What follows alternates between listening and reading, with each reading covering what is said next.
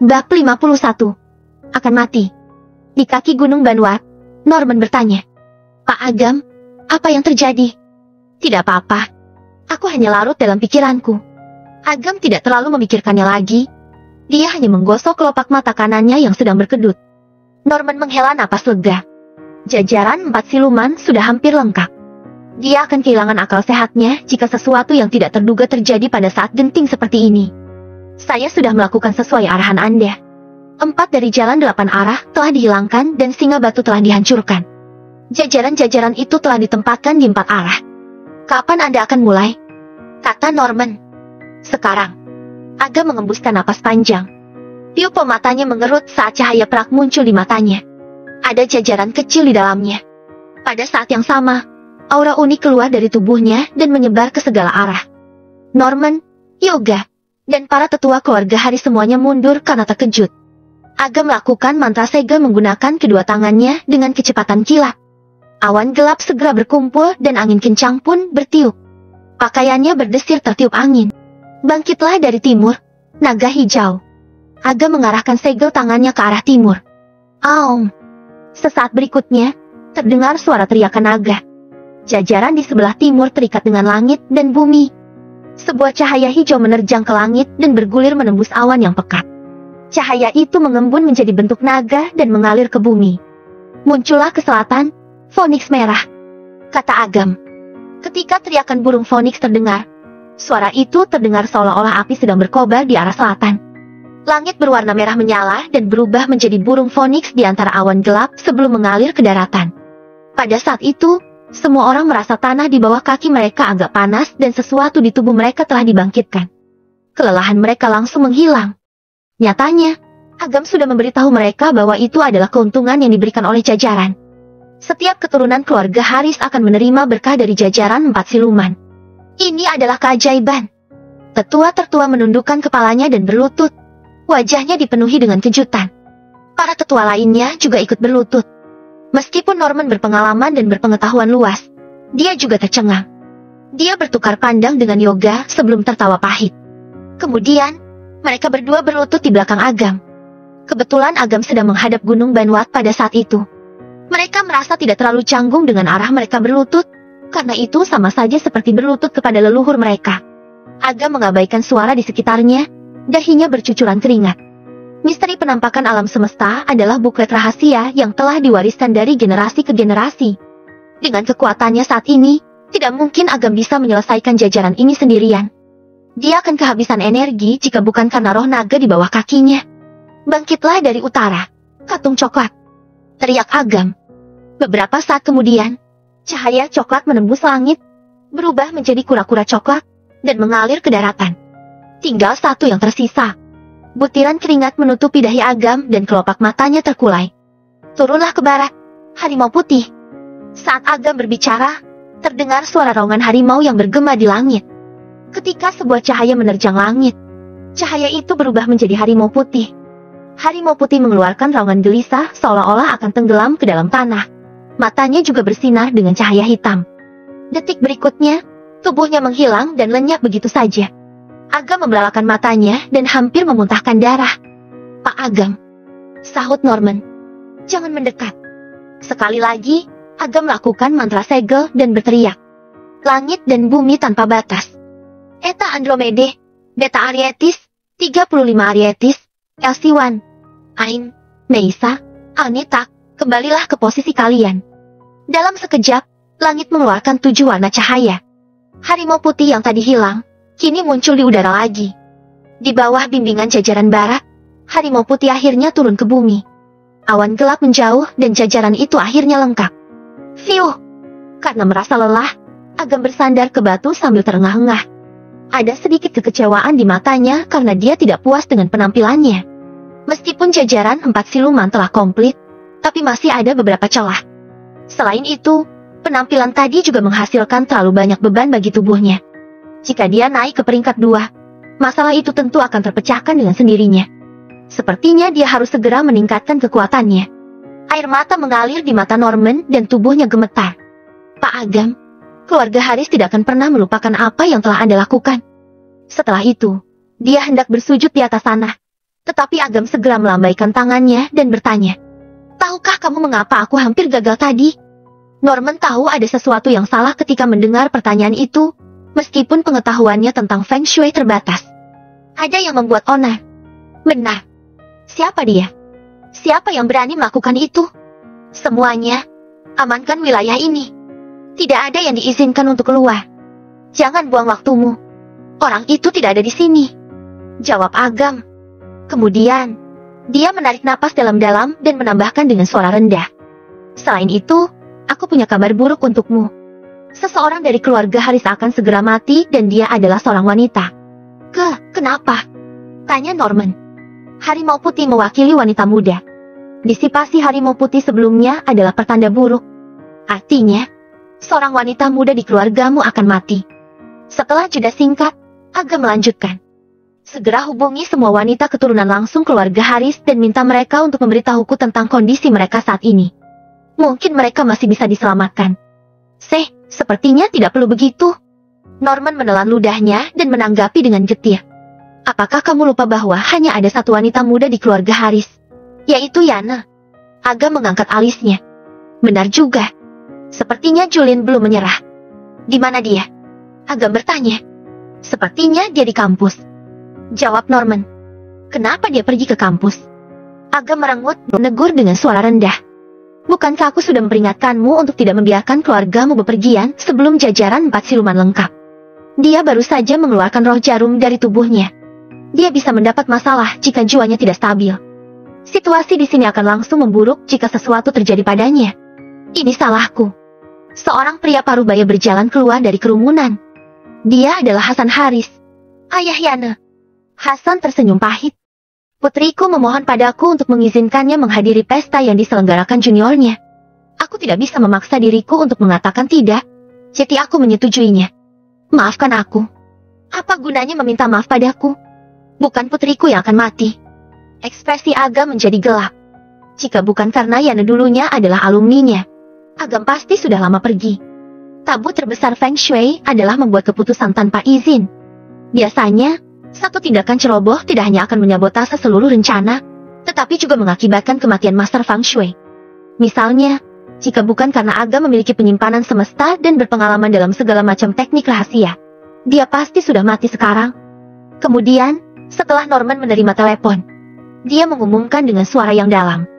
Pak Agam, ada berita dari kampus bahwa seseorang melompat dari gedung asrama perempuan. Nama korbannya Valentina. Dia adalah adik kelas Yana. Yana dan gadis-gadis lainnya terjebak dalam gedung asrama.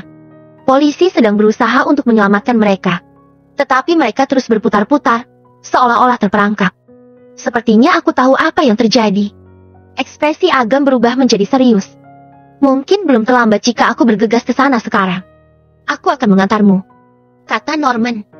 Tidak, kalian tetap di sini dan berdoa sesuai prosedur asli. Jika tidak, semua usaha kita akan sia-sia, kecam Agam. Dia sama sekali tidak memperlakukan tetua keluarga Haris sebagai orang penting. Semua orang mengangguk dengan sungguh-sungguh. Tidak ada yang berani membangkang. Tak lama kemudian, Agam melaju ke kampus Yana secepat mungkin. Saat sampai di depan gerbang, dia melihat mobil polisi masuk. Dia menemukan tempat parkir dan bergegas ke asrama putri. Pada saat itu, asrama putri sudah ditutup. Mayat perempuan dengan piyama merah telungkup dalam genangan darah dan udara sekitar dipenuhi dengan bau darah yang menyengat. Ada seorang gadis yang sedang berdiri di ambang jendela. Sepertinya dia akan melompat juga. Tidak peduli seberapa kuatnya polisi berteriak dengan megafon mereka, gadis itu tetap tidak terpengaruh. Bagaimana keadaannya? Apakah kamu sudah menemukan asramanya? Ketika petugas melihat timnya datang, dia tidak sabar untuk bertanya. Masih sama. Meskipun jelas-jelas sudah naik ke lantai 6, kami terus berkelana di lantai ke-5. Sama sekali tidak mempan, bahkan dengan jimat yang disediakan Pak Yohan.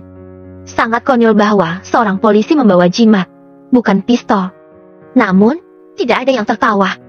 Seorang gadis melompat dari gedung secara misterius. Gadis-gadis lain bahkan berbaris untuk melakukan hal yang sama. Jelas, sesuatu yang aneh sedang terjadi. Petugas itu berbalik menghadap seorang pria berusia 60 tahun yang mengenakan jas dan memohon. Pak Yohan, apakah Anda punya cara lain? Kita harus mencegah kematian lainnya. Pak tua itu adalah Yohan Makmur, Presidir Asosiasi Feng Shui Kota Primadona. Sulit. Johan menghela napas dan berkata, orang yang mengatur jajaran ini lebih kuat dariku. Selain itu, orang pertama juga sudah mati. Menerobos jajaran ini secara paksa akan menyebabkan energi jahat dibebaskan, yang akan mengakibatkan kematian lebih banyak orang. Aku sarankan kita untuk menunggu dan mengamati saja. Ini adalah cara terbaik untuk meminimalisir korban. Ketika mendengarnya, para polisi dan dekan tampak putus asa. Omong kosong. Tiba-tiba, suara dingin terdengar dari kerumunan. Siapa yang menentangku? Johan berbalik dan berteriak dengan marah. Tanpa mengubah ekspresinya, Agam berjalan mendekat. Kamu pikir kamu siapa? Beraninya kamu menentang masterku? Gunawan memarahi Agam sambil menunjuk hidungnya. Tahukah kamu bahwa masterku terkenal di komunitas Feng Shui? Dia adalah presidir Asosiasi Feng Shui Kota Primadona. 10 tahun yang lalu, 32 kecelakaan mobil terjadi dalam sebulan saat mereka sedang memperbaiki persimpangan Jalan Pemuda. Pada akhirnya, masterku lah yang menyelesaikannya. Aku memintamu untuk segera meminta maaf kepada masterku sambil berlutut. Minta maaf? Apakah menurutmu dia pantas mendapatkannya? Orang-orang di lantai atas itu masih bisa diselamatkan. Tapi dia malah membuat mereka menunggu kematian. Beraninya dia menyebut dirinya sebagai master. Agam bertanya dengan dingin. Apa yang kamu tahu? Lebih banyak orang akan mati jika energi jahat itu bocor. Ucap Gunawan. Apakah kamu buta? Matahari masih bersinar. Bagaimana energi jahat itu bisa bocor? Dasar bodoh, kata Agam dengan marah. Kamu. Johan gemetar karena marah, tetapi dia tidak bisa membantahnya. Semua polisi dan dekan memiliki ekspresi yang berbeda. Johan dihormati dan disambut kemanapun dia pergi, karena dia adalah seorang master Feng Shui yang bermartabat. Ini adalah pertama kalinya mereka mendengar seorang pemuda menyebutnya sebagai idiot. Apakah kamu hanya akan melihat bajingan ini menghina Pak Johan? Jika kamu tidak mengambil tindakan apapun, aku akan pergi dengan masterku sekarang. Gunawan menggertak petugas itu dengan ekspresi mengancam di wajahnya. Petugas itu bingung harus berbuat apa. Dia memandang Agam dan bertanya, anak muda, siapa namamu? Agam Hairil. Oh, jadi kamu menantu yang menumpang, yang menikah dengan keluarga Pambudi setengah tahun yang lalu. Mata Gunawan berbinar, seringai mengancam menyebar di wajahnya. Setahun yang lalu, senior masterku sedang berwisata dan beliau kebetulan melewati daerah ini. Keluarga Pambudi mengundangnya untuk memeriksa Feng Shui mereka. Pada saat itu, beliau meramalkan bahwa keluarga Pambudi akan berada dalam masalah di masa depan dan membutuhkan seseorang untuk menikah dengan keluarga mereka untuk membawa keberuntungan. Aku tidak menyangka orang itu adalah pecundang sepertimu. Senior masterku sepertinya melakukan kesalahan kali ini. Setelah mendengar itu, semua orang memandang Agam dengan jijik. Mereka paling membenci seorang pria yang menumpang hidup dari seorang wanita. Menurut mereka, pecundang seperti Agam tidak punya hak untuk meragukan Johan. Kenapa kalian masih berdiri di sana? Cepat keluarkan dia dari sini, teriak dekan. Situasinya sudah sangat mengerikan. Dekan akan dimintai pertanggungjawaban jika Agam membuat kekacauan dan menyebabkan lebih banyak korban jiwa. Segera, petugas itu melambaikan tangannya, dan beberapa polisi hendak menyeret Agam. Jika aku pergi, semua orang di lantai atas akan mati, sahut Agam dengan dingin. Dia tahu bahwa seluruh bangunan asrama putri diselimuti jajaran penarik jiwa. Asrama tempat Yana dan yang lainnya terjebak, berada di tengah jajaran. Semua orang di dalam akan terbinasa jika mereka tidak dapat memecahkan jajarannya. Berani sekali kamu. Kamu baru saja menyinggung Asosiasi Feng Shui Kota Primadona dengan apa yang kamu katakan. Pergi dari sini. Johan memarahinya dengan kesal. Agam tidak setuju dengan Johan saat dia mengatakan mereka harus menunggu dan mengamati. Itu adalah tamparan di wajahnya. Johan sudah hidup puluhan tahun. Diceramahi oleh pria yang lebih muda darinya tidak bisa ditoleransi. Bab 52. Segel pemusnah bencana. Kalian seharusnya memikirkan cara untuk menyelamatkan mereka, bukan berdebat satu sama lain. Kau tegur seorang pria tua sambil berjalan mendekat. Pak Stanley. Dekan itu terkejut dan lekas memberi jalan bagi lelaki tua itu. Pak Stanley terkejut melihat Agam. Ternyata kamu ya, Pak Stanley. Agam merupakan alumni kampus ini. Sebelumnya, dia adalah orang yang cukup populer di kampus, jadi dia telah bertemu kepala sekolah berkali-kali. Oleh karena itu, dia cukup akrab dengan Pak Stanley. Dekan segera menjelaskan situasinya kepada Pak Stanley. Setelah mendengarnya, Pak Stanley berkata kepada Agam. Jangan main-main. Ada Pak Johan di sini. Kami tidak membutuhkanmu. Pergilah dari sini. Mata Pak Stanley dipenuhi kekhawatiran, meski nadanya mencela. Nyatanya, Pak Stanley mengusir Agam agar dia tidak terlibat. Agam tidak akan ada hubungannya dengan semua ini jika dia pergi sekarang. Tetapi jika dia terlibat dan seseorang meninggal, itu akan menjadi masalah. Namun, Agam luar biasa tenang. Pak Stanley, kita tidak boleh menunda lagi. Aku tidak ingin juniorku menderita tanpa alasan. Tandasnya. Pak Stanley tercengang dan menatap Agam selama beberapa detik. Agam bersikeras bahwa sudut pandangnya bukanlah sesuatu yang dia antisipasi. Apakah dia benar-benar tidak takut terlibat masalah? Pak Stanley bertanya-tanya. Apakah kamu punya ide? Tanyanya dengan suara pelan. Sebagai tanggapan, Agam mengangguk dan berkomentar. Beri aku 15 menit. Aku bisa mematahkan jajaran ini. Omong kosong. Gunawan mengumpat. Jajaran ini sangat kuat. Bahkan masterku saja tidak bisa memecahkannya. Apalagi pecundang sepertimu. Bagaimana jika aku bisa? Agam mencibir. Mau taruhan? Jika aku bisa memecahkan jajaran ini, kamu harus berlutut di depanku dan tidak boleh muncul di kota primadona lagi. Jika aku tidak bisa, kamu boleh melakukan apapun yang kamu mau. Cih, kamu tidak pantas bertaruh dengan masterku. Kamu pikir kamu siapa? Bahkan jika kamu ingin bertindak angkuh, kamu harus menentukan apakah kamu mampu melakukannya atau tidak terlebih dahulu. Gunawan bersumpah dan mengentakkan kakinya. Dia tidak percaya dia telah diprovokasi oleh menantu yang menumpang hidup. Sudah cukup. Aku berani bertaruh, kata Johan dengan tenang. Jika kamu bisa menghancurkan jajaran ini, seluruh dunia akan mendapatkan manfaatnya. Aku juga akan mengakui kekalahanku. Tentu saja, dia tidak mengira Agam akan mampu melakukan itu. Oleh karena itu, dia menyetujuinya tanpa ragu. Dengan demikian, dia bisa menjadikan Agam sebagai kambing hitam dan menjaga kehormatan dirinya. Ketika Gunawan melihat bahwa masternya telah menyetujuinya, dia tidak mengatakan apa-apa lagi. Dia menyilangkan tangannya dan mencebik. Mari kita lihat apa yang bisa kamu lakukan. Tanpa basa-basi, Agam berjalan ke depan asrama dan melakukan mantra segel. Setiap orang memiliki reaksi yang berbeda ketika melihat adegan itu. Mantra segel. Ekspresi terkejut melintas di wajah Johan dan Gunawan. Tingkat Feng Shui terendah adalah menggunakan benda sebagai media. Orang yang memiliki kemampuan biasa hanya bisa menggunakan jimat. Sedangkan mantra segel hanya bisa dilakukan oleh orang yang memiliki bakat luar biasa. Setelah puluhan tahun mempelajari Feng Shui, Johan baru saja menguasai penggunaan jimat. Karena kekuatannya tidak cukup untuk melakukan mantra segel, dia tidak pernah berani mempertimbangkan untuk melakukannya. Cih, dasar penipu. Johan semakin yakin bahwa Agam adalah pembohong. Dirinya saja tidak bisa melakukan mantra segel, apalagi menantu muda yang menumpang hidup itu. Sementara itu, Agam mencari melalui misteri penampakan alam semesta. Dia menemukan segel tangan khusus yang telah hilang selama ribuan tahun dan dirancang secara khusus untuk menghancurkan berbagai jajaran jahat. Itu adalah segel pemusnah bencana. Karena dibutuhkan banyak kekuatan spiritual untuk melakukan segel tangan, itu sama saja dengan jajaran 4 siluman. Untungnya, jajaran penarik jiwa sebenarnya lemah.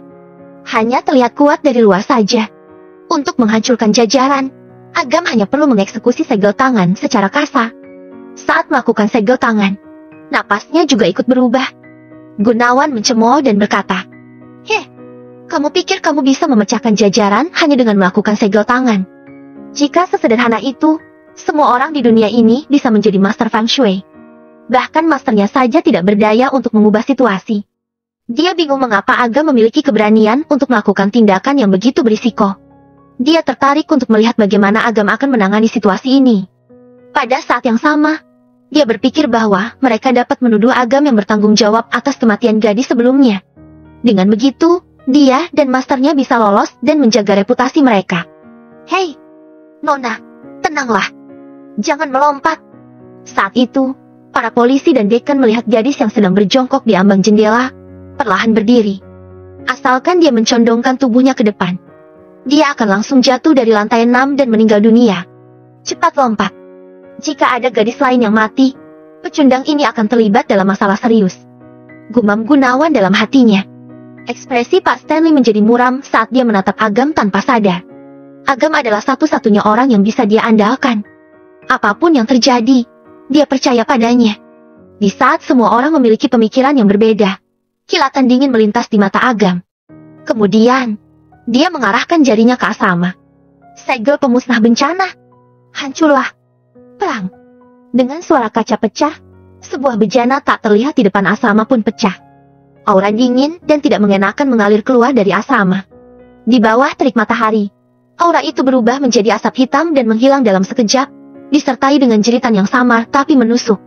Meskipun polisi dan dekan tidak begitu paham tentang Feng Shui, mereka tahu bahwa Agam telah berhasil. Bagaimana mungkin? Johan terjatuh ke tanah karena terkejut. Dia tidak berdaya melawan jajaran, tapi Agam malah menghancurkannya dengan mudah. Selain itu, Agam menggunakan mantra segel untuk memecahkannya. Mungkinkah pria ini adalah Master Feng Shui kelas 9 atau guru besar? Renungnya. Wajah Gunawan menjadi pucat pasi. Sebelumnya, dia telah mengklaim bahwa Agam adalah pecundang. Tetapi fakta berkata lain. Bagaimana aku bisa tinggal di kota primadona lagi nantinya? Renungnya. Kalian tunggu di sini. Aku akan naik sendiri. Setelah mengatakan itu, Agam menerobos masuk ke gedung asrama wanita. Tak lama kemudian, dia tiba di lantai ke-6.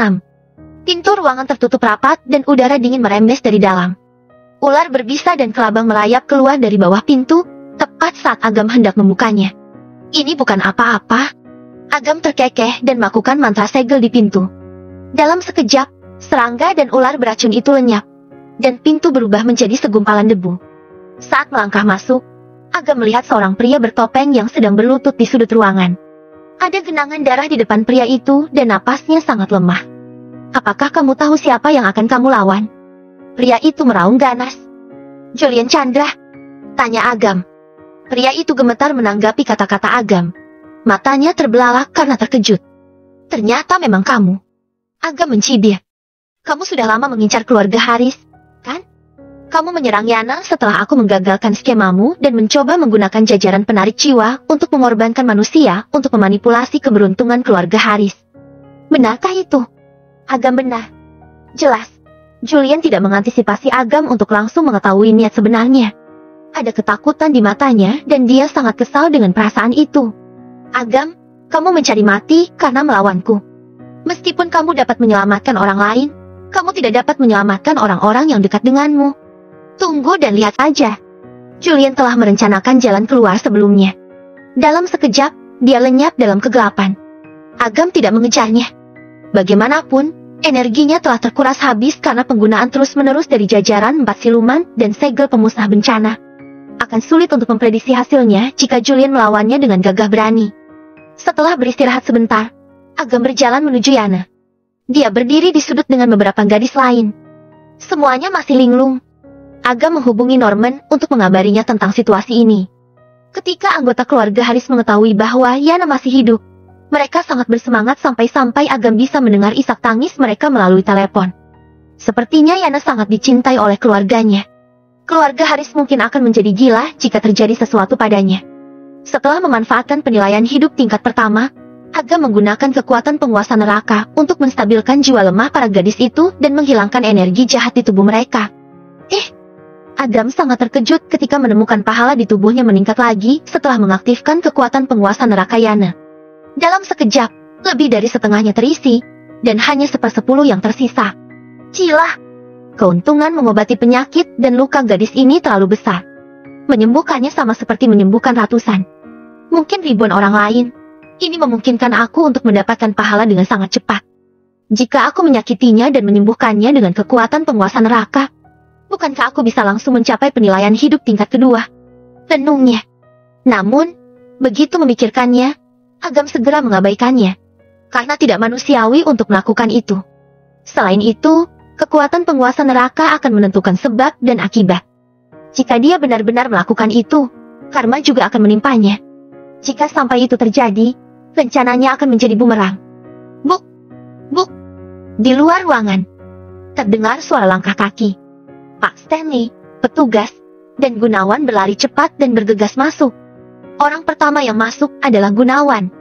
Dia menunjuk Agam dan berkata, "Lihat! Sudah kubilang dialah yang membuat masalah. Segera tangkap penjahat ini." Sambil mengerutkan kening, Agam bertanya, "Bukankah aku menyuruh kalian menunggu di bawah?" Asrama masih penuh dengan energi jahat. Orang yang lemah dapat terkena dampaknya dengan mudah. Tunggu apa? Tunggu sampai kamu menghancurkan buktinya sebelum meminta kami untuk datang. Kami tidak sebodoh itu. Gunawan mendengus dingin. Dia bertindak seolah-olah sudah memahami trik Agam. Sambil mencibir, Agam bertanya, apakah kamu mengatakan bahwa aku adalah pelakunya? Tentu saja. Jika tidak, siapa pelakunya? Pelakunya sudah melarikan diri. Jawab Agam tanpa ekspresi. Melarikan diri? Hahaha. Ada polisi di mana-mana. Bagaimana dia bisa lolos? Bab 53. Mengadu. Gunawan memiringkan kepalanya dan bertanya kepada petugas. Apakah kamu menemukan orang mencurigakan lainnya di gedung ini? Tidak. Sebelum kami masuk, Agam adalah satu-satunya orang di dalam. Petugas itu menggelengkan kepalanya dan menatap Agam dengan hati-hati. Pertama, sangat aneh bahwa Agam tiba-tiba kembali ke kampus setelah lulus. Kedua, lebih tidak masuk akal baginya untuk menghancurkan jajaran, yang bahkan susah untuk dihancurkan Yohan. Terakhir, ketika Agam naik ke atas, dia sengaja mencegah orang lain untuk naik, yang membuat orang-orang mencurigai bahwa dia ingin merusak tempat kejadian. Semua bukti menunjuk Agam sebagai pelakunya. Hentikan omong kosongnya. Tangkap dia dan bawa ke pengadilan untuk diadili. Teriak seorang pria gemuk dengan perut buncit. Dia adalah Pak Darwin dan telah mengenal Gunawan selama bertahun-tahun. Saat kejadian pertama kali terjadi, dialah yang membawa Gunawan ke sana. Pak Stanley mengerutkan alisnya dan berkata, Pak Darwin, bukankah seharusnya kita melakukan penyelidikan awal? Bagaimana jika kamu menuduh orang baik? Pak Stanley, kamu bodoh. Pak Yohan saja tidak dapat menyelesaikan masalah ini, tapi bocah ini malah melakukannya dengan sangat cepat. Meskipun dia mulai mempelajari Feng Shui dari dalam kandungan, tidak mungkin dia lebih hebat dari Pak Yohan. Setelah jeda, Pak Darwin menunjuk Yana dan berkata, kami baru saja memverifikasi identitasnya. Namanya Yana Haris. Dia adalah cucu Norman Haris dari keluarga Haris. Apa? Pak Stanley dan orang lain terkejut. Semua orang di kota Primadona tahu bahwa Yana adalah satu-satunya gadis di keluarga Haris. Semua orang di keluarga menyayanginya. Tak ada satu orang pun dari tempat kejadian yang dapat menghindari tanggung jawab jika sesuatu terjadi padanya. Dengan kekuatan Norman, sangat mudah baginya untuk menghancurkan mereka. Menurut sumber terpercaya, Norman sedang dalam perjalanan ke sini. Aku khawatir semua orang di sini akan mati jika kita tidak memberinya penjelasan. Kalimat itu bagaikan lonceng kematian yang membuat mereka waspada. Dalam sekejap, semua orang menatap Agam untuk mencegahnya melarikan diri. Tidak terpengaruh, Agam melirik Gunawan dan bertanya, kamu sedikit familiar. Apakah kamu tahu Julian Chandra? Ekspresi Gunawan berubah drastis. Tidak lama kemudian, dia menyembunyikan ekspresinya dan menanggapi dengan tegas. Siapa Julian Chandra? Aku sama sekali tidak mengenalnya. Jangan mengubah topik. Tidak ada yang bisa menyelamatkanmu hari ini. Julian adalah murid Aditya Mahendra. Kamu bahkan tidak tahu siapa dia. Sudut bibir Agam melengkung menjadi senyum yang menggoda. Kemudian, Pak Darwin berucap dengan bingung. Pak Gunawan, kamu tahu Julian Chandra. Kamu bahkan mentraktirnya beberapa waktu yang lalu. Apakah kamu lupa? Diam. Gunawan marah. Dia berbalik dan mengumpat dengan marah. Jangan termakan triknya. Dia sedang mencoba untuk menyebabkan perselisihan dan mencari kesempatan untuk melarikan diri. Melarikan diri? Kurasa kamu yang ingin melarikan diri. Agam mencebik. Omong kosong. Kenapa aku harus kabur? Kamulah orang yang paling mencurigakan di sini. Kamu menikah dengan keluarga Pambudi dan telah ditindas sepanjang waktu. Jadi kamu mencari kesempatan untuk mengubah hidupmu. Oleh karena itu, kamu mempelajari beberapa metode jahat dan mencoba mengendalikan Yana untuk mengancam keluarga Haris. Ini tidak bisa dimaafkan. Aku telah melihat semua skemamu. Saat Norman tiba, aku akan mengatakan yang sebenarnya. Semuanya, tolong jadi saksiku. Kita harus memusnahkan iblis ini hari ini. Hanya dengan beberapa kata, Gunawan membuat seolah-olah Agam benar-benar telah melakukan kejahatan. Pak Darwin dan yang lainnya langsung setuju. Tidak ada untungnya bagi mereka untuk melawan Gunawan dan mempersulit diri mereka sendiri. Jika mereka menyalahkan Agam, mereka tidak akan dimarahi. Selain itu, mereka mungkin bisa mendapatkan kenaikan gaji atau pangkat jika berhasil menyenangkan hati Norman. Gunawan awalnya berpikir bahwa Agam akan panik. Tak diduga, Agam malah bertindak seolah-olah tidak ada yang terjadi. Dia mengambil apel dari meja dengan santai dan menggigitnya. Baiklah, Aku akan menunggu Norman di sini. Aku ingin melihat siapa yang akan dipercayai Pak Tua itu. Norman adalah penguasa properti yang terkenal di kota primadona dan merupakan salah satu orang paling berkuasa. Dia dihormati dan disegani oleh semua orang. Oleh karena itu, semua orang mengira Agam sedang mencari masalah ketika dia menyebut Norman sebagai Pak Tua. Gunawan tersenyum seram. Awalnya dia sedikit takut, tapi untungnya, Agam idiot. Ketika saatnya tiba, dia bisa memprovokasi Agam dengan mudah dan menyalahkannya. Pak Stanley menghela napas panjang dan tidak berkata apa-apa lagi. Agam masih terlalu muda untuk menang melawan seseorang seperti Gunawan. Dengan dukungan Johan, Norman pasti akan mempercayai Gunawan. Agam akan diperlakukan sebagai pelakunya bahkan jika dia tidak bersalah, selama Gunawan melemparkan seluruh kesalahan padanya. Waktu berlalu. Segera, petugas itu menerima berita dan membisikkannya kepada Gunawan. Mata Gunawan berbinar dalam sekejap. Bersiaplah, semuanya. Tuan Norman ada di sini. Semua orang menarik napas mereka dalam-dalam untuk menenangkan diri masing-masing. Norman Harris, sosok yang hampir legendaris, akan muncul di hadapan mereka.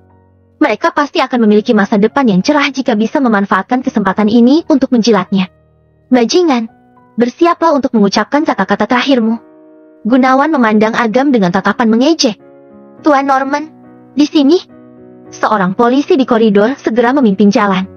Terdengar suara langkah kaki tergesa-gesa dari pintu.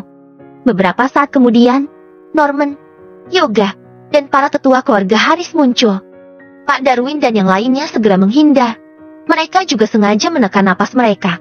Gunawan sangat senang dan segera berkata, Tuan Norman, kami telah mengetahui bahwa dia... Sebelum Gunawan sempat menyelesaikan kalimatnya, kejadian yang terjadi selanjutnya membuat semua orang tercengang. Norman mengabaikan semua orang, bergegas menuju Agam, dan memegang tangannya. Air mata mengalir dari matanya saat dia berkata, Pak Agam, Anda menyelamatkan keluarga Haris lagi. Saya sangat berterima kasih atas bantuan Anda. Pak Agam, tanya semua orang dalam hati mereka. Mendengar suara Norman yang gemetar dan penuh hormat.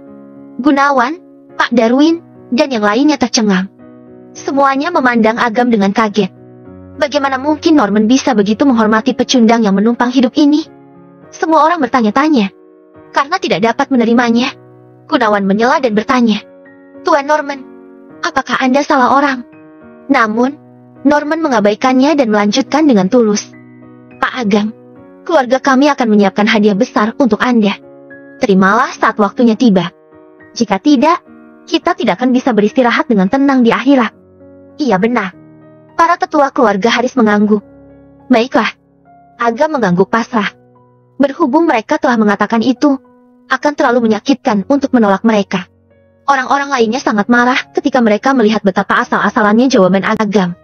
Banyak orang ingin menjalin hubungan dengan Norman. Ini sama saja dengan menguasai dunia jika Norman mengambil inisiatif untuk memberi mereka hadiah terima kasih. Agam, di sisi lain, malah memperlakukannya seolah-olah itu adalah beban. Sesuai dugaan, perbandingan itu menjijikan. Tuan Norman, Anda telah ditipu olehnya. Cucu perempuan Anda, Pak Agam, Yana juga telah membuat Anda repot. Sesampainya di rumah, saya pasti akan mendisiplinkannya sehingga dia tidak akan membuat Anda repot lagi. Sekali lagi, Norman mengabaikan Gunawan dan tersenyum pada Agam. Gunawan memasang ekspresi murung. Dia bukan siapa-siapa dan tidak punya hak untuk meminta Norman mendengarkannya. Pada saat itu, Agam tidak tahan lagi dan berkata kepada Norman, Tuan Norman, pria ini ingin berbicara denganmu. Oh, Norman tercengang. Baru kemudian dia menyadari bahwa Gunawan sedang berdiri di sebelahnya. Gunawan menggerakkan sudut mulutnya. Satu kalimat Agam lebih berdampak daripada apapun yang Gunawan katakan. Kesenjangan di antara mereka membuatnya merasa sangat tidak nyaman. Ada apa? Norman bertanya dengan tenang. Tidak ada yang tahu apakah dia senang, marah, atau sedih. Begitulah caranya memperlakukan orang biasa. Dia tidak memiliki apa-apa selain penghinaan terhadap mereka. Ada apa? Apalagi yang bisa aku katakan saat kamu bertingkah seperti ini? Gunawan menggerutu dalam hati. Namun, dia tahu betul bahwa dia berselisih dengan Agam. Jika dia tidak mengatakan apapun, Agam tetap akan mengatakannya. Jika sampai itu terjadi, Gunawan akan ditempatkan dalam posisi pasif. Sambil menelan ludah, dia memaksakan dirinya dan berkata, Tuan Norman, tahukah Anda bahwa seseorang mencoba mencelakai cucu Anda? Orang itu adalah Agam. Ekspresi Norman dan para tetua keluarga Haris menjadi sangat aneh setelah mendengarnya. Agam yang mencoba menyakiti Yana mungkin adalah lelucon terbesar tahun ini. Dia adalah penyelamat keluarga Haris. Mereka akan mendapat masalah besar jika dia tidak membantu mereka. Agam adalah satu-satunya orang yang tidak akan membahayakan keluarga Haris. Melihat bahwa Norman tidak membantahnya, Gunawan berasumsi dia telah percaya dan melanjutkan. Untungnya, saya dan master saya tiba tepat waktu dan mengungkap konspirasinya. Jika tidak, konsekuensinya tidak akan bisa diprediksi. Jika Anda tidak percaya pada saya, tanyakanlah pada yang lain. Mereka semua adalah saksinya. Benarkah? Norman memicingkan matanya. Dia memiliki gambaran kasar tentang apa yang sedang terjadi. Dia melirik kerumunan dan bertanya, siapa yang bisa bersaksi? Tuan Norman, saya bisa bersaksi. Pak Darwin muncul dengan penuh semangat. Tentu saja, dia tidak akan melewatkan kesempatan yang sangat bagus untuk menjilat Norman. Saya juga. Saya melihat dengan mata kepalaku sendiri bahwa dia ingin mencelakai Nona Yana. Yang lain juga ikut melangkah maju, satu demi satu. Pak Stanley menghela napas. Dia tidak melangkah maju untuk memberikan pernyataan saksi terhadap Agam. Dia tidak akan pernah melakukan hal yang melanggar hati nuraninya. Ada juga orang lain yang belum mengatakan apa-apa, yaitu Johan. Dia terpana oleh keterampilan Agam dan belum kembali sadar.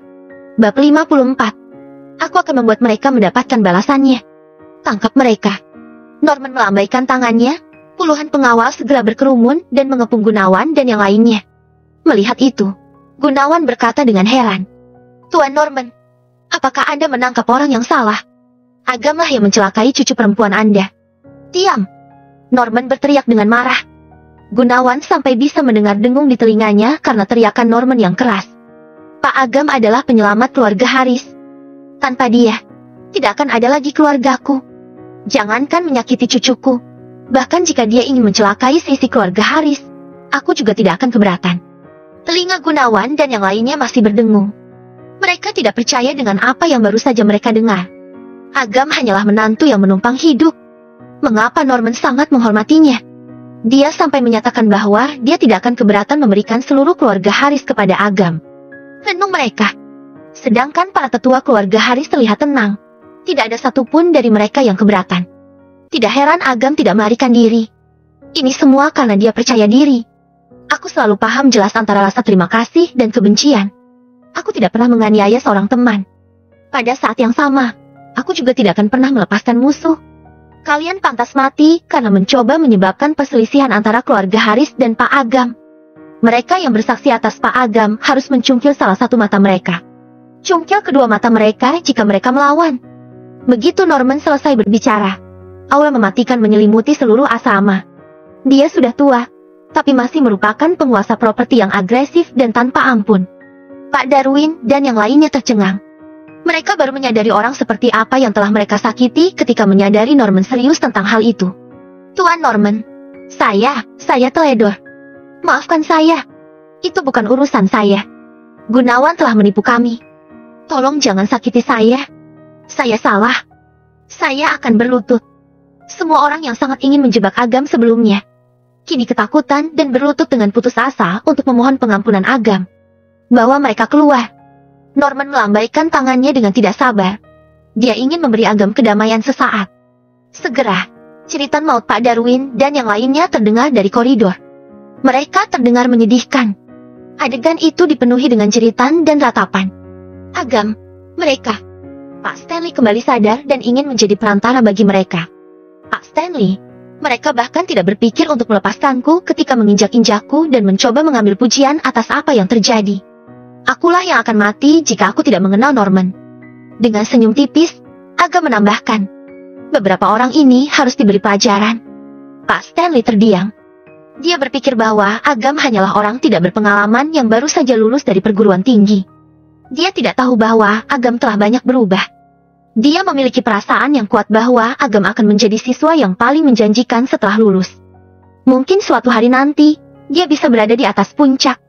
Setelah Agam memberitahu Norman tentang rencana Julian dan mengingatkannya untuk berhati-hati, dia pulang ke rumah.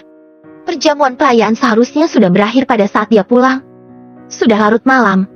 Saat Agam memasuki ruang tamu, dia melihat Citra sedang berbaring di sofa. Dia sedang menonton TV, bukannya bekerja. Ketika Citra melihat Agam masuk, dia segera duduk tegak dan bertanya dengan santai. Kudengar bahwa Kirana telah dipindahkan ke rumah sakit lain. Apakah benar? Iya. Dia sudah dipindahkan ke sanatorium keluarga Baskara. Dia bisa pulih lebih cepat karena mereka memiliki staf profesional untuk merawatnya, kata Agam sambil duduk di sofa. Ceti, kamu berada di kediaman Baskara sepanjang sore. Apakah Nona Yesi juga di sana? Citra mengepalkan tangannya sambil mempertahankan pandangannya di TV. Agam bingung. Dia tidak mengerti mengapa Citra terus mengungkit Yesi.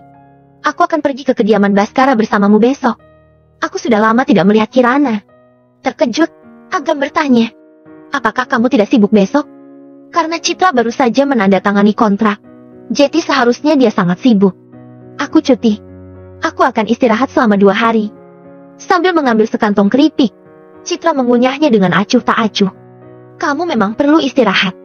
Tidak ada yang bisa bertahan di bawah tekanan seperti itu untuk jangka waktu yang lama. Kalau begitu, mari kita sepakati. Aku akan mengunjungi Kirana besok. Agam sangat senang. Kakaknya sangat menyukai Citra. Jika dia tahu bahwa Citra akan menemuinya, dia pasti akan sangat bahagia. Aku mandi dulu. Citra mengikat tangannya dengan selembar tisu. Ketika melihat Agam mengambil remote control, dia segera melambaikan tinjunya dan memperingatkan. Jangan ganti saluran atau aku tidak akan melepaskanmu ketika aku kembali. Agam tersenyum samar dan merasa hangat. Dia tahu bahwa Citra telah perlahan-lahan mengakuinya. Aku sangat kesal. Kakak dan abang tertuamu sangat kejam. Apakah mereka tidak takut dengan karma? Suara makian Cahya terdengar dari luar. Tidak lama setelah Citra naik ke atas. Kenapa kamu datang lagi? Dasar pecundang. Cahya tercengang saat melihat Agam. Dia membuang tasnya dan memarahinya dengan kesal. Namun, Agam tetap tidak terpengaruh. Dia telah menyiapkan mentalnya untuk menerima teguran Cahya sebelum datang. Cahya mengkritiknya dengan lebih kasar lagi setelah menyadari Agam mengabaikannya. Aku tidak pernah melihatmu di rumah. Apalagi yang bisa kamu lakukan selain tidur dan makan? Kenapa aku punya menantu yang tidak berguna sepertimu? Kamu bahkan lebih buruk dari anjing liar atau pengemis. Apakah kamu belum cukup memarahiku? Jika menopausimu terjadi lebih awal dari yang diharapkan, kamu harus pergi ke dokter. Jawab Agam dengan tenang. Kamu pikir aku memfitnahmu? Pecundang sepertimu, yang hanya tahu bersembunyi di balik wanita, tidak berhak disebut pria. Putriku yang malang.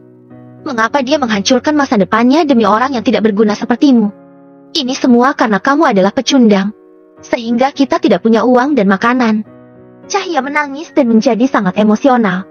Setelah tertegun sejenak, Agam memandang Hardi dan bertanya, Ayah, apa yang terjadi? Citra tidak memberitahumu. Hardi mengerutkan keningnya dan menjawab dengan suara baritonnya. Pada perjamuan perayaan sore ini, Ibu menekan Citra untuk menyerahkan hak manajemen Eva Dekor. Apakah benar? Agam terkejut. Ekspresinya menjadi muram. Hardi mengangguk dan berkomentar. Awalnya, masalah ini tidak ada hubungannya denganmu, tetapi kamu tidak di sini ketika putriku sangat membutuhkanmu. Tidakkah kamu merasa malu? Ceti, dia setuju. Suara Agam menusuk tulang. Meskipun telah mengantisipasi keluarga Pambudi menjadi jahat, Agam tidak menduga mereka akan menjadi begitu tidak tahu malu. Mereka Hardi mengangguk dan berkomentar. Awalnya, masalah ini tidak ada hubungannya denganmu, tetapi kamu tidak di sini ketika putriku sangat membutuhkanmu. Tidakkah kamu merasa malu? Ceti, dia setuju. Suara Agam menusuk tulang. Meskipun telah mengantisipasi keluarga Pambudi menjadi jahat, Agam tidak menduga mereka akan menjadi begitu tidak tahu malu. Mereka meminta Citra untuk menyerahkan perusahaannya segera setelah dia menandatangani perjanjian.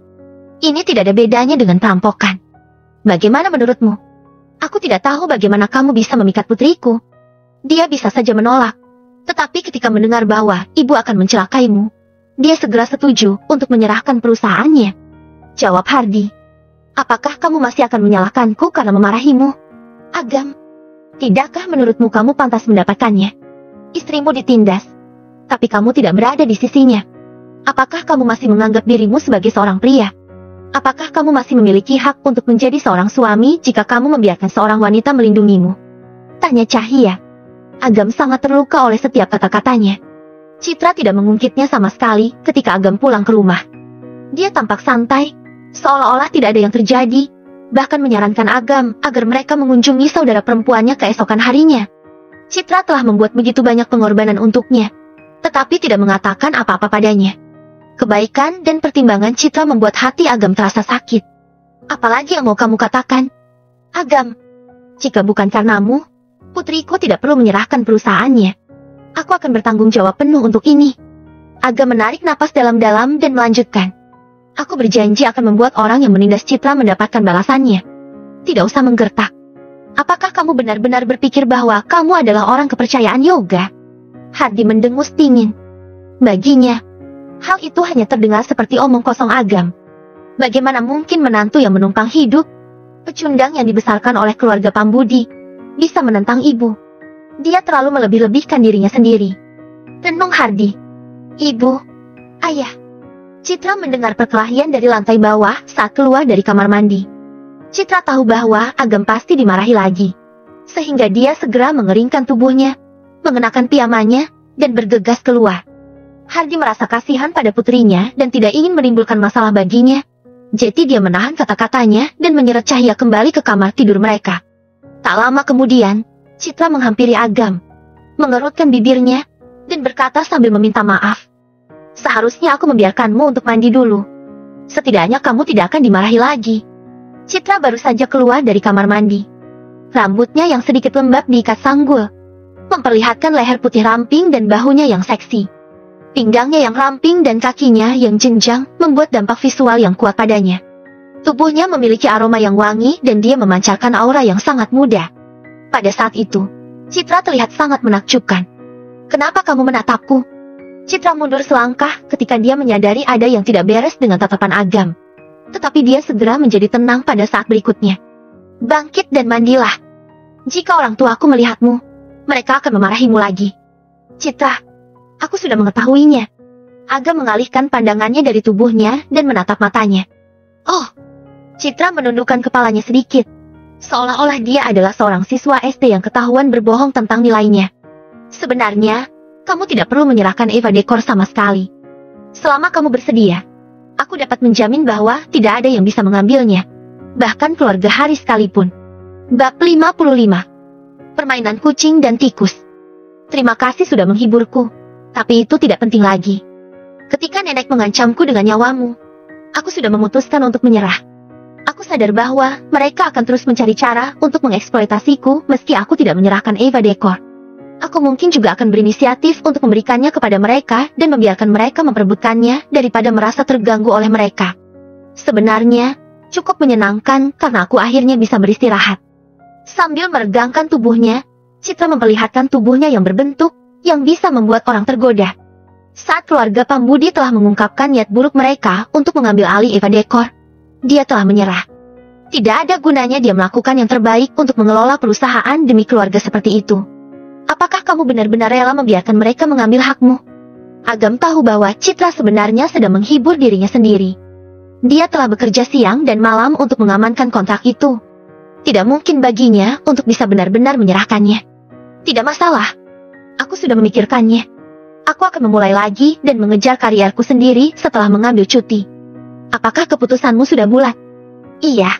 Aku bahkan sudah memikirkan nama perusahaan. Baiklah. Aku berharap yang terbaik untukmu. Terima kasih. Citra berkedip dan tersenyum cerah. Meskipun apa yang baru saja kamu katakan tidak sepenuhnya dapat dipercaya, aku bersyukur bahwa kamu telah menawarkan kenyamanan untukku dengan sabar. Citra tidak meminta banyak. Yang dia butuhkan hanyalah penghiburan dari Agam dan kebenciannya akan lenyap dengan cepat.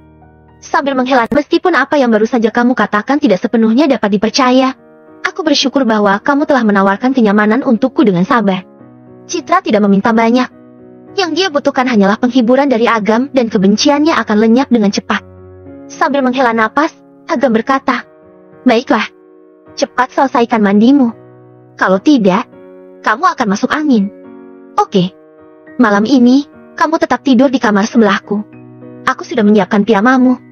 Setelah mengatakan itu, Citra berjalan menuju lantai atas dengan gembira. Beberapa saat kemudian, Agam datang ke ruangan kecil di sebelah kamar tidur Citra. Di atas seplai yang bersih, ada satu set piyama bersih dengan aroma yang wangi. Sambil menarik napas dalam-dalam, dia mengeluarkan ponselnya dan menelepon Norman. Tanpa basa-basi, dia langsung berbicara ke intinya. Keluarga Pambudi memaksa istriku untuk menyerahkan Eva Dekor. Meskipun Citra telah menyerah, Agam masih tidak bisa menerimanya. Agam awalnya tidak punya rencana untuk mencelakai keluarga Pambudi karena Citra. Tetapi sekarang tampaknya dia perlu menghukum mereka dengan berat dan memberi mereka pelajaran. Apa? Norman duduk dengan linglung. Punggungnya langsung basah kuyup bercucuran keringat dingin. Keluarga Haris adalah orang yang menandatangani kontrak. Jika terjadi sesuatu, keluarga Haris pasti harus bertanggung jawab. Agam sekarang sangat penting bagi keluarga Haris. Dia bukan hanya penyelamat keluarga Haris, tapi juga kekuatan penting dalam menjaga asosiasi sumber dalahan dan Julian. Pak Agam, saya akan memberitahu Yoga untuk segera membatalkan semua kerjasama dengan keluarga Pambudi. Meskipun kami harus memberi mereka kompensasi dengan sejumlah uang, mengingat pengaruh keluarga kami, bahkan meskipun kami berani membayar, mereka mungkin tidak berani menerimanya. Selain itu, saya juga akan bergabung dengan perusahaan lain secara terbuka untuk memberi sanksi kepada keluarga Pambudi. Kami akan menghancurkan semua properti mereka dan membuat mereka bangkrut dalam semalam. Keserakahan dan ketidakberdayaan keluarga Pambudi juga membuat Norman geram. Orang-orang itu rakus akan uang dan kekuasaan. Mereka juga tidak memiliki batasan. Mereka pikir mereka populer, tetapi mereka tidak tahu bahwa jika bukan karena Agam, mereka pasti sudah lama hancur dan tidak akan memiliki kesempatan untuk bangkit kembali. Tidak, kamu harus berpura-pura tidak tahu apa-apa dan terus bekerja sama dengan mereka. Saya tidak begitu mengerti. Apakah kamu tahu kenapa kucing menangkap tikus? Sambil mencibir, Agam melanjutkan. Menangkap tikus bukan hanya tentang memburunya, tapi tentang menikmati proses menangkapnya. Bukankah keluarga Pambudi ingin memanfaatkan Eva Dekor untuk bangkit kembali? Biarkan mereka mengeluarkan semua modal mereka dan mempertaruhkannya pada Eva Dekor sebelum kamu bertindak. Dengan demikian, kamu dapat menghancurkan mereka hanya dengan satu serangan. Mereka juga tidak akan pernah bisa kembali. Aku ingin memberi mereka harapan, kemudian membuat mereka hancur. Ketika mendengar itu, Norman terkejut. Agam bertekad untuk benar-benar menghancurkan keluarga Pambudi. Namun, keluarga Pambudi memang pantas mendapatkannya. Bukan karena keluarga Baskara pemaaf atau keluarga Pambudi mampu, sampai-sampai keluarga Pambudi masih bisa ada setelah menyinggung keluarga Baskara. Ini juga sama dengan keluarga Haris yang bekerja sama dengan keluarga Pambudi. Bukan karena keluarga Pambudi kuat atau berpotensi. Ini semua karena Agam. Oleh sebab itu, keluarga Pambudi mampu mempertahankan status mereka sampai saat ini. Ironisnya, keluarga Pambudi bukan hanya tidak menyadarinya, tetapi mereka juga menjauhi Agam. Namun, situasi ini tidak akan berlangsung lama. Keluarga Pambudi akan hancur begitu pertunangan antara Agam dan Citra berakhir. Keesokan paginya, Agam bangun lebih awal untuk menyiapkan sarapan. 2 jam setelah Cahya dan Hardi pergi, Citra akhirnya turun ke lantai bawah dengan kondisi mengantuk. Tadi malam, dia memiliki tidur yang paling nyaman dalam beberapa bulan terakhir. Setelah pergi ke kamar mandi untuk mandi, dia duduk dan bertanya, "Jam berapa sekarang?" "Pukul ke-9,5. Oh, Citra baru saja hendak menggigit roti. Kemudian dia tiba-tiba teringat sesuatu dan menatap Agam. "Apa? Sudah hampir jam 10? Kamu tidak perlu bekerja, kan? Kenapa kamu begitu gugup? Bukankah kita bilang akan pergi menemui Kiran hari ini? Ini sudah kesiangan. Dia akan membenciku karena malas." Citra segera berhenti makan dan bergegas ke atas untuk mengganti pakaian. 10 menit kemudian, Agam mengendarai Land Rover milik Citra dan menuju ke sanatorium keluarga Baskara. "Katakan pada Kirana bahwa kamu yang terlambat bangun saat berjumpa nanti. Apakah kamu mendengarku?" Citra mencubit paha Agam dan memerintahkan dengan gugup. "Kamu sudah pernah bertemu kakakku sebelumnya. Dia berlapang dada dan baik. Dia tidak akan memarahimu." "Tidak. Kamu harus mengatakan itu apapun keadaannya." Citra bersikeras. "Aku menyerah." "Baiklah. Aku akan mengatakannya. Ketika saatnya tiba, aku akan memujimu di depan kakakku dan menggambarkan diriku sebagai penindas yang tak bisa dimaafkan. Bolehkah?" Agam tersenyum pasrah saat dia melihat ekspresi puas Citra melalui kaca spion. Sedikit rasa kasih sayang muncul dari tatapannya. Jika tidak salah ingat, ini adalah pertama kalinya mereka begitu akrab. Karena Agam sebelumnya telah memberitahu sanatorium bahwa dia akan datang. Sedikit rasa kasih sayang muncul dari tatapannya. Jika tidak salah ingat, ini adalah pertama kalinya mereka begitu akrab. Karena Agam sebelumnya telah memberitahu sanatorium bahwa dia akan datang. Dia pun bisa masuk tanpa halangan. "Karina, kenapa kamu mengganti pakaianmu?" Begitu Agam memasuki bangsal, dia melihat Karina yang telah berganti pakaian santai di depan cermin. Karina tampak cantik. Dia memiliki kulit putih, mata besar, dan tubuh yang langsing. Tingginya 165 cm dan termasuk cantik. Ketika berdandan, dia tampak sangat menarik. Tentu saja karena aku sedang bersiap-siap untuk keluar. Aku ingin mengajakmu dan Citra untuk makan. Di mana dia? Karina, bagaimana kondisimu? Saat itu, Citra bergegas masuk, napasnya sedikit terengah-engah. Dia bisa bersikap tenang di depan para pebisnis, tetapi malah menjadi gugup ketika menghadapi wanita biasa seperti Karina. Citra, kamu sudah datang ya? Wajah Karina berbinar dan tersenyum lebar saat melihat Citra masuk. Dia menarik Citra dengan penuh semangat untuk duduk dan mengatakan, "Ayo, duduk." Agam sangat terkejut dengan tingkat kegembiraan kakaknya. Dulu, ketika kondisinya membaik, dia bahkan tidak sebahagia itu. Karina semakin dekat dengan Citra setiap kali mereka berkunjung. Citra tidak hanya baik dan cantik, tetapi dia juga memiliki bersikap mulia. Karina hampir merasa kakaknya tidak cukup baik untuk Citra. Citra, mengapa kamu terus memegang barang-barang di tanganmu? Karina bertanya sambil bercanda saat melihat Citra terus memegang tas di tangannya sampai telapak tangannya memerah. Hah? Baru setelah itu, Citra ingat bahwa dia membawa sesuatu dan berkata dengan tergesa-gesa, "Karina, ini kunyit yang aku minta temanku untuk beli. Ada sarang burung dan ginseng juga. Semuanya sangat bermanfaat untuk pemulihanmu. Mengapa kamu membeli barang-barang semahal itu? Bisakah kamu mereturnya?" Karina merasa sungkan karena Citra telah menghabiskan begitu banyak uang untuknya. Pikiran Citra menjadi kosong. Dia tidak tahu bagaimana menjawabnya. "Karina, Citra memberikan ini padamu sebagai isyarat niat baik." "Terima saja," kata Agam dengan pasrah. Dia ingat bahwa Citra tidak gugup saat mereka berdua pertama kali bertemu. Mendengar itu, Karina tidak punya pilihan lain selain menerimanya. Setelah keluar dari sanatorium, mereka bertiga mencari tempat makan. Citra perlahan-lahan menjadi rileks dan tidak terlalu gugup lagi, daripada saat mereka baru saja bertemu. Setelah makan, Citra menawarkan diri untuk membayar tagihan. "Agam, apakah kamu membawa uang?" Karina bertanya dengan ragu-ragu. "Ada." "Berapa banyak yang kamu inginkan, Karina?" Agam tidak akan pernah kekurangan uang sekarang karena dia memiliki kartu naga hitam. "Aku ingin membelikan Citra beberapa pakaian untuk membalas kebaikannya." Karina menghela napas sebelum melanjutkan. "Ayah dan ibu meninggal muda. Hanya kamulah yang paling aku khawatirkan ketika aku sakit kritis. Sekarang kamu telah menemukan pacar yang baik.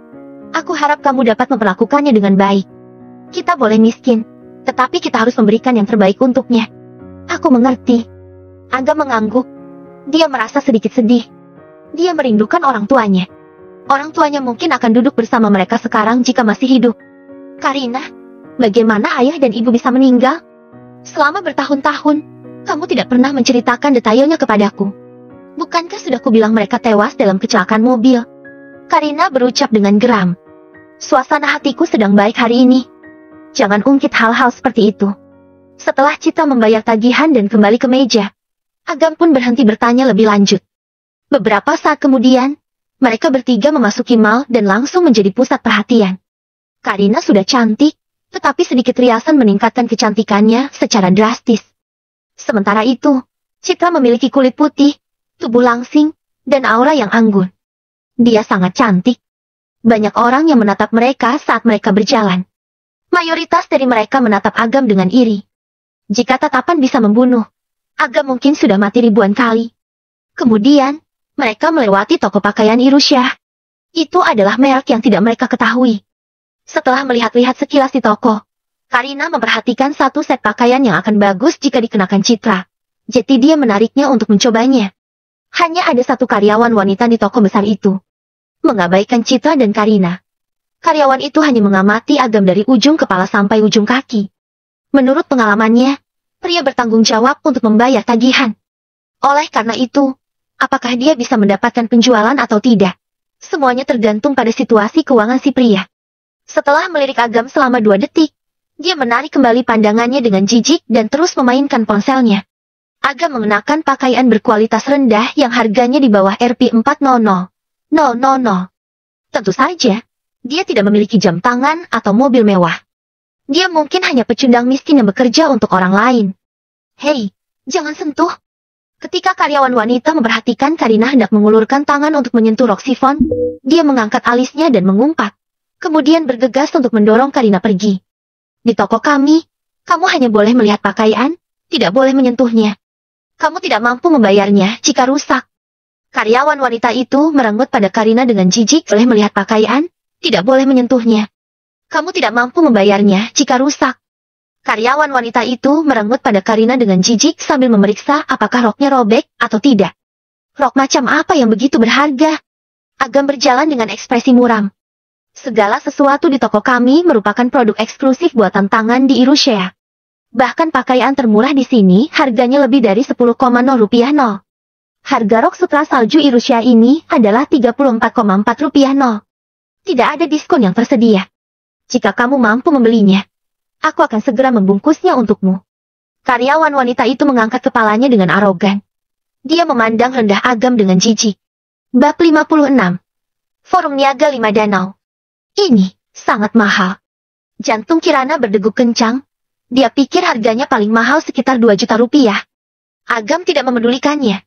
Dia menoleh ke Citra dan bertanya. Kakakku memilih gaun ini untukmu. Apakah kamu menyukainya? Citra tercengang. Dia tahu merek ini.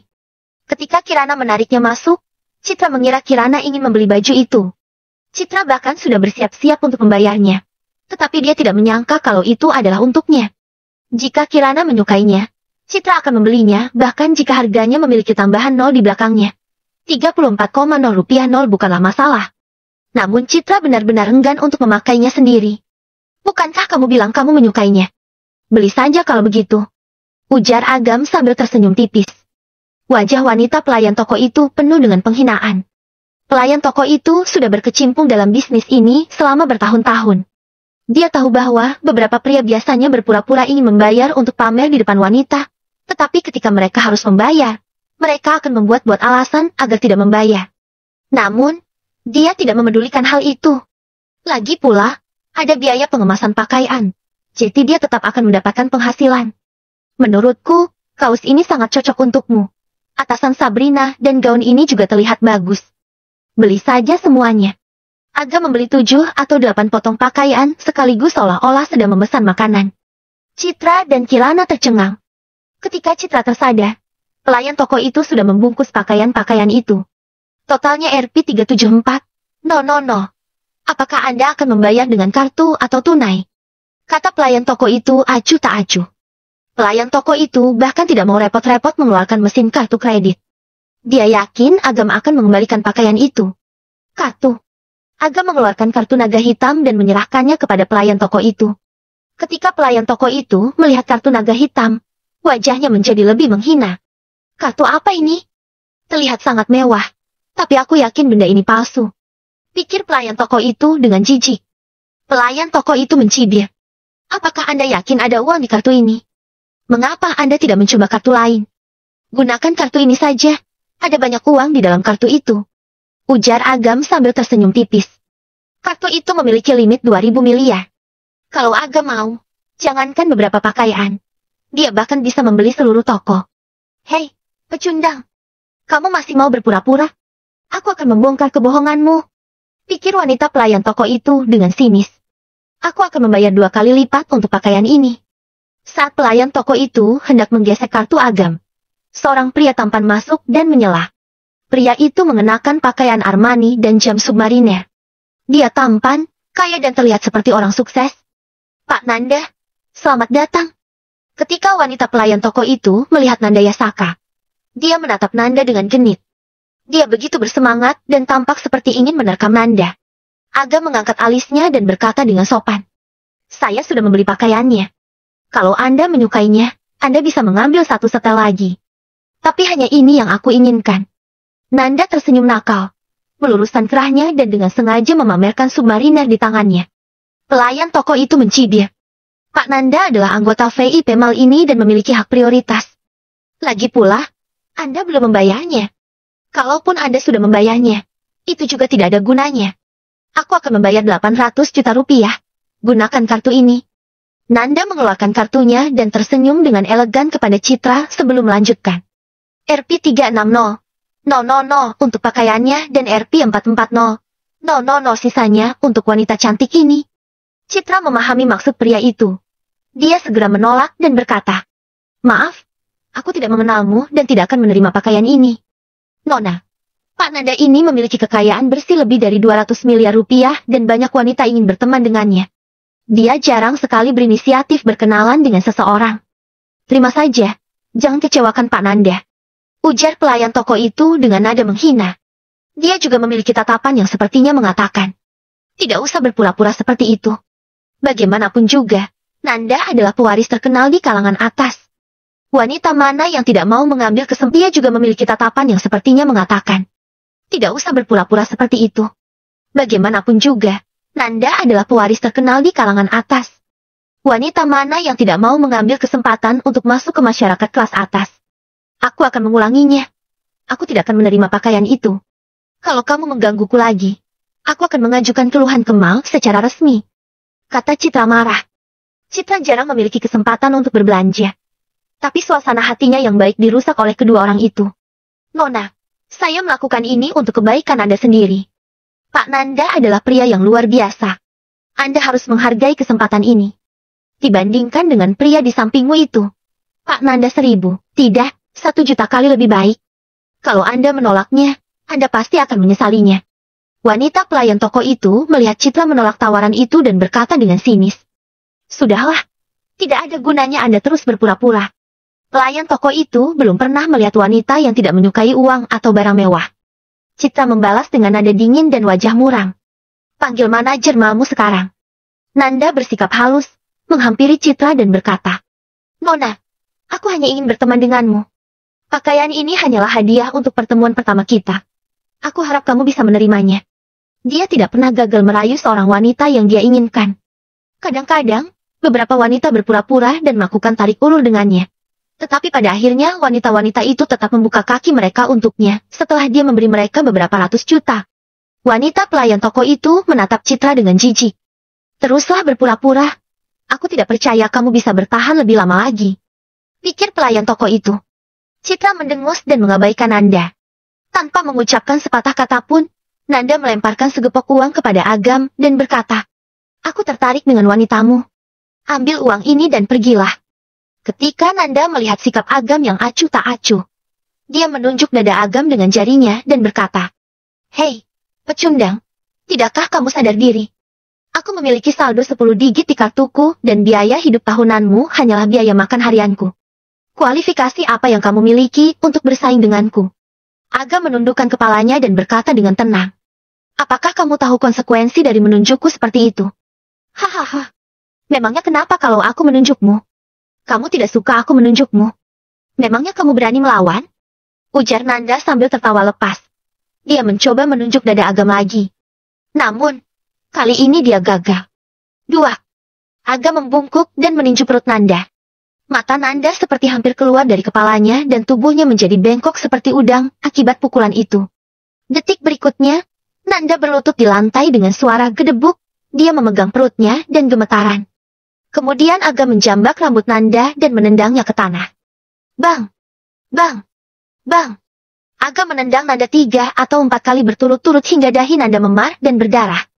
"Pembunuh!" teriak wanita pelayan toko itu sambil menutup mulutnya. "Aku tidak ingin memukul seorang wanita. Tapi kamu pantas mendapatkannya." Agam menampar wanita pelayan toko itu dengan keras sampai gigi depannya patah. Keributan itu menarik perhatian kerumunan di luar. Pria itu gila. Dia berani memukul Pak Nanda. Ayah Nanda berasal dari Forum Niaga 5 Danau. Bocah ini jelas-jelas akan mati. Sebagian besar orang di luar adalah karyawan mal. Jadi mereka tahu sedikit tentang latar belakang Nanda.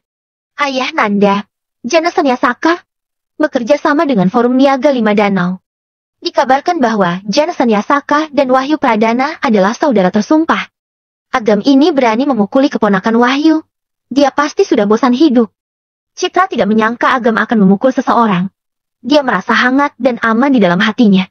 Namun, ketika Citra mendengar apa yang dikatakan orang-orang di sekitarnya, wajahnya memucat dan dia merasa khawatir. "Ayo pergi." Forum Niaga 5 Danau memiliki akar yang kuat di kota Primadona. Mereka memiliki koneksi yang kuat dengan kedua sisi hukum. Akan sangat merepotkan kalau mereka mengincar kita. Ketika Citra hendak melarikan diri bersama Agam, beberapa satpam menghalangi mereka di pintu. Nanda mengatur napasnya dan bangkit. Dia meletakkan tangannya di perut dan berkata dengan jahat. Bajingan, berani-beraninya kamu memukulku. Awas saja kamu. Kirana tidak tahu apa itu Forum Niaga Lima Danau. Tetapi ketika melihat reaksi orang-orang di sekitarnya, dia tahu sesuatu yang besar telah terjadi. Kirana berdiri di depan Agam sambil menggertakkan giginya dan berkata, dia adik laki-lakiku. Aku akan menanggung kesalahan yang dia perbuat. Kamu? Nanda menyipitkan matanya dan menatap Kirana dengan wajah bejat. Sebelumnya, Nanda memusatkan seluruh perhatiannya pada Citra. Ketika dia melihat lebih dekat, dia tidak menyangka bahwa Kirana juga cantik. Nanda menjilat bibirnya dan berkata, baiklah, aku ingin kamu tidur denganku selama 1 malam. Kemudian, aku akan mempertimbangkan untuk menyelamatkan nyawa kakakmu. Beberapa orang di luar ikut tertawa.